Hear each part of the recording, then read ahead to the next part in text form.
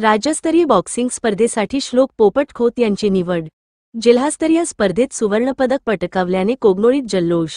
कागवाड येथे पार पडलेल्या जिल्हास्तरीय बॉक्सिंग स्पर्धेत कोगनोळीचे सुपुत्र व सैनिक शाळेचा विद्यार्थी श्लोक पोपट खोत याने उत्कृष्ट कामगिरी करून सुवर्णपदक पटकावले।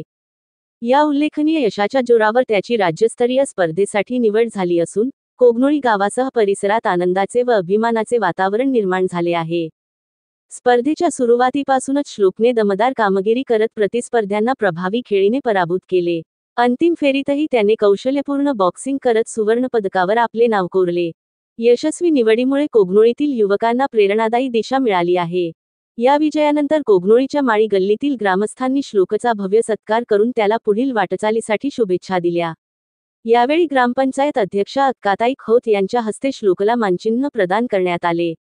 आप्पासाहेब खोत, संजय खोत, श्रीकांत पाटील, हार्दिक पाटील, निलेश पाटील, भरतेश खोत, उमेश पाटील, शेखर चौगुले, ऋषिकेश भोसले, सुमित चौगुले, धीरज पाटील, रुपेश पंढरे, पूर्वा खोत, दिशा पाटील, रोहिणी खोत, पोपट खोत, माणिक चौगुले, ऋतुजा चौगुले आदी उपस्थित होते।